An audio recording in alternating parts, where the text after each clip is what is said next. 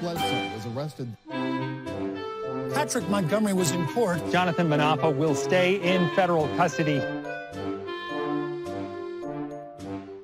No, I don't take responsibility at all. Hey everyone, welcome to the show. 30-year-old Florida man, Daniel Scott, is a member of the Proud Boys. He goes by the nickname of Milkshake for some reason. And in a November 30th, 2020 message on Telegram, Scott told his fellow Proud bigots that he would see them in D.C., where he planned to smash white people who call themselves Jewish. And he said that they, quote, control the left commie idea and push it for the destruction of our great nation. They get the smoke first.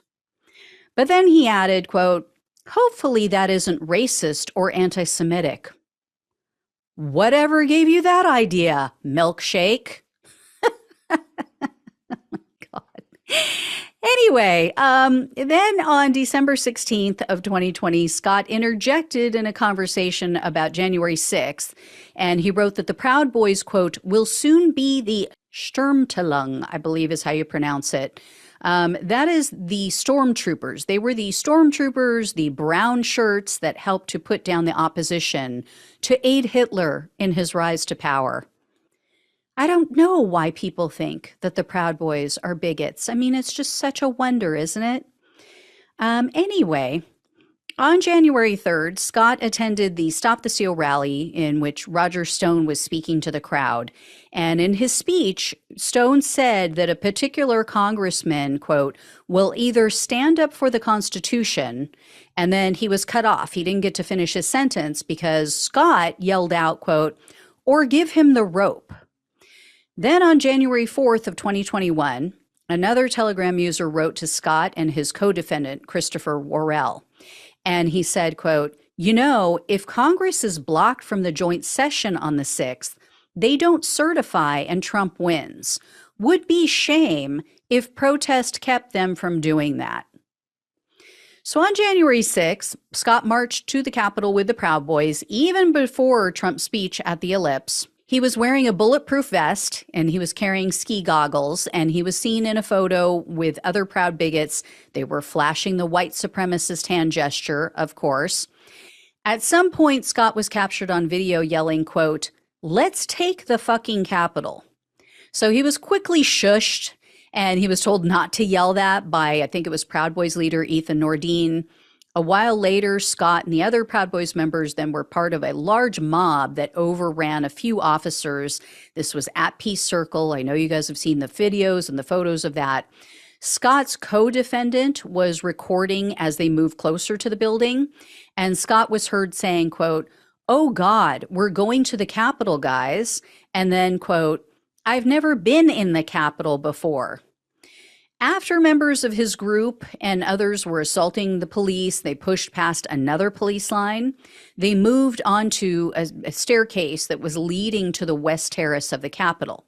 So Scott positioned himself at the front of the police line, and just prior to 2 p.m., he started pushing two officers. He just charged at them, started pushing them backwards up the stairs. Two other Proud Boys who were standing nearby took that opportunity to start spraying these officers with chemicals. So as I shared in another sentencing video, one officer was hit directly in the eyes at close range. That led him to be temporarily impaired and blinded. Another officer suffered permanent vision damage due to this Proud Boys attack. And while these officers were being sprayed, Scott grabbed one of the officers that he had pushed, and he pulled his head and his torso down and pulled him into the mob, like he was going to feed him to the mob. And then eventually he did let him go. So while that officer was being restrained by Scott, another person punched this officer in the shoulder. Due to Scott's actions, due to this attack, from him and his fellow Proud bigots, the mob was able to surge forward. Once again, they overran the police. They headed up the Capitol steps towards the building. So this became the first group to breach and enter the Capitol. Scott and his friends stopped for a moment. They didn't ascend the steps with everyone else. They celebrated. Again, they flashed their white supremacist hand gesture at each other. And then Scott and some of the others left the Capitol grounds. Sometime after the Capitol attack, Scott created a challenge coin. It featured a picture of the Capitol on it. It was surrounded by flames. It had the date of the attack. There was a noose and a guillotine on either side of the building. So pretty obvious what he thought of that day. Of course, when the FBI interviewed him, he changed his tune. He wasn't so proud anymore. He claimed that he was pushed into the officers and everything was just a blur to him. He just really couldn't remember a lot.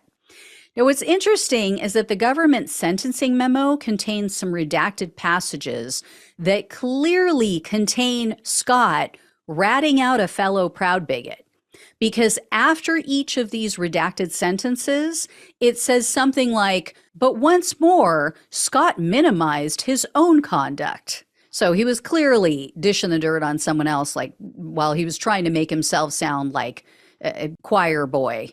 Scott also made some LOL BS statements, such as he didn't intend to go to the Capitol on January 6th. Yeah, he actually said that. He said that he just happened to run into other Proud Boys at the Washington Monument, so he followed them. He also tried to sell the idea that he didn't even realize that there was a process to certify the election that day. These guys are not even good liars. So Scott was arrested on May 20th of 2021, and he was indicted on charges of obstructing an official proceeding, entering restricted grounds, disorderly conduct on restricted grounds, 2 counts of physical violence, 2 counts of civil disorder, and 2 counts of assaulting officers. In February of 2023, Scott pleaded guilty to obstructing an official proceeding and also 1 count of assaulting officers. So he was looking at up to 20 years in prison, 3 years of probation, and $250,000 in fines. However, the prosecutor requested only 5 years in prison, 3 years of probation, and $2,000 in restitution. Surprisingly, Scott has no priors. At the sentencing hearing, Scott told the judge, quote, "Obviously, I made a mistake. The best that I can say is I regret what happened on January 6th, and I'll have to live with it the rest of my life. People died, got concussions, and police officers up there just doing their jobs got hurt." Almost sounds sincere. U.S. District Judge Royce Lamberth presided over Scott's case, and he told him, quote, "Our society can't endure without people knowing that courts and officials are going to do the right thing, that courts are going to enforce the law, and that they are not going to allow a repeat of this." So in the end, Judge Lamberth gave the prosecutor everything they asked for. Scott was sentenced to 5 years in prison, 3 years of probation, and $2,000 in restitution. What I always find interesting in these cases is how the defense will argue for leniency, and they'll say, oh, they need to be home with their family. You know, in this case, Scott's defense attorney cited health issues that his wife has. I'm not trying to minimize it. I don't know what those health issues are. I have empathy for her. They also said he has 2 young children at home, but he didn't think about his wife's medical condition.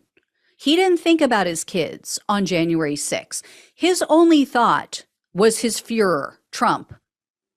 So, yeah, you can't really use that as an excuse if that wasn't his first thought or first care.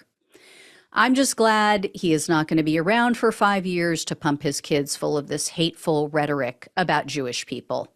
So that is a good thing for them. Hopefully they will not turn out like this. All right, guys. Thank you so much for watching and listening. Please like, share, and subscribe. Please donate if it's possible. Really appreciate it. Love you all. Take care, and I'll talk with you soon.